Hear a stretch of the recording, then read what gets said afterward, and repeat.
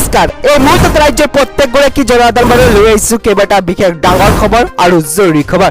আজি হৈছে 5 জুলাই। অসমৰ লগতে ভাৰতবৰ্ষৰ বিভিন্ন প্ৰান্তৰ পৰা ইতিমধ্যে যুৱত কৰোৱা হৈছে ৰাজ্যবাসীৰ বাবে কেইবাটা বিশেষ ডাঙৰ খবৰ আৰু জৰুৰী খবৰ। হয় বন্ধুগণ, আজিৰ আমাৰ প্ৰথমটো খবৰ হৈছে ৰাজ্যবাসীৰ বাবে এক বিশেষ গুৰুত্বপূৰ্ণ খবৰ। 4 দিনৰ বাবে পেৰেল ডিব্ৰুগড় বন্দী অমৃতপাল সিংহ সাংসদ ৰূপে শপত ল'বলৈ পুৱাই বায়ুসেনা বিমানেৰে দিল্লীলৈ পুৱতি নিশা কটকটীয়া নিৰাপত্তাৰে উলিয়াই নিয়া হ'ল কাৰাগাৰৰ পৰা। পাঞ্জাবৰ খাদুৰ চাহেব সমষ্টিৰ পৰা বিজয়ী হৈছিল অমৃতপাল। 10টা কঠোৰ চৰ্তেৰে 4 দিনৰ পেৰেল খালিস্তানী নেতাজনক। পৰৱৰ্তী খবৰটো হৈছে ৰাজ্যবাসীৰ বাবে আন এক বিশেষ ভয়ংকৰ খবৰ। হয় বন্ধুগণ, পাহাৰৰ মাটি বাগৰি পুত গ'ল মাতৃপুত্ৰ। শুই থকা অৱস্থাতে পাহাৰৰ মাটি বাগৰি পুত গ'ল মাতৃপুত্ৰ। ধাৰাসাৰ বৰষুণৰ মাজতে ভূমিস্খলন মাতৃপুত্ৰৰ মৃত্যু। যোৰাবাটৰ 8 মাইলত ভয়ংকৰ ভূমিস্খলন সংঘটিত হৈছে। ভূমিস্খলনত নিহত মাতৃ ৰুমি দাস আৰু পুত্ৰ চম্পক দাস বুলি জনা গৈছে।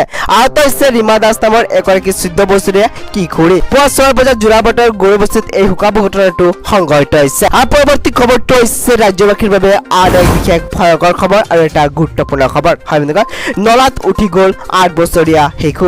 ধাৰাসাৰ বৰষুণৰ মাজতে গুৱাহাটী মহানগৰীত ভয়ংকৰ ঘটনা সংঘটিত হৈছে। নলাত উঠি গ'ল এটি 8 বছৰীয়া শিশু। মুছলধাৰ বৰষুণৰ মাজতে নিশা জ্যোতিনগৰৰ গণেশ মন্দিৰৰ সমীপত এই ঘটনাটো সংঘটিত হয়। স্কুটিৰ পৰা নলাত পৰি উঠি গ'ল অবিনাশ চৰকাৰ নামৰ শিশুটি। পিতৃৰ সৈতে স্কুটিত আহি থাকোঁতে সংঘটিত হয় এই শোকাবহ ঘটনাটো। শিশুটিক উদ্ধাৰৰ বাবে SDRF আৰু চান্দমাৰী আৰক্ষীৰ অভিযান অব্যাহত আছে। পৰৱৰ্তী খবৰটো হৈছে ৰাজনীতিক লৈ এক বিশেষ গুৰুত্বপূৰ্ণ খবৰ। হয় বন্ধুগণ, সংকটত বিজেপি মিত্ৰজোঁটৰ চৰকাৰ। সহযোগী দলেৰে সংঘাত আৰম্ভ বিজেপিৰ। মিত্ৰ দলৰ বিৰুদ্ধে নাৰাজ বিজেপি নেতা মন্ত্ৰী। পতন হ'ব পাৰে এখন কেন্দ্ৰীয় সাহিত্য প্ৰদেশৰ বিজেপি মিত্ৰজোঁটৰ চৰকাৰৰ। পুডুচেৰীত সাহসীয় AINRC আৰু বিজেপি দলৰ মাজত সংঘাত। AINRCৰ বিৰুদ্ধে দুৰ্নীতিৰ অভিযোগ আনিছে বিজেপি দলে। JP নাড্ডাক অভিযোগ দিবলৈ দিল্লীত উপস্থিত বিজেপি। লোকসভাৰ ফলাফলক লৈও বিজেপিৰ ভিতৰ চলাত আৰম্ভ হৈছে সংঘাত। চৰকাৰ ভংগ হ'লেই সক্ৰিয় হৈ উঠিব পাৰে DMK আৰু কংগ্ৰেছৰ মিত্ৰতা। পৰৱৰ্তী খবৰটো হৈছে ৰাজ্যবাসীৰ বাবে আন এক বিশেষ গুৰুত্বপূৰ্ণ খবৰ। হয় বন্ধুগণ, কংগ্ৰেছৰ দিনত নিৰ্মাণ কৰা মথাউৰিয়ে ভাঙিছে। নিজৰ দেউতাকে গালি পাৰি আছে গৌৰৱ গগৈয়ে। বালত বিজেপিৰ দিনত নিৰ্মাণ কৰা মথাউৰি ভঙা নাই, কংগ্ৰেছৰ দিনত নিৰ্মাণ কৰা মথাউৰিয়ে ভাঙিছে।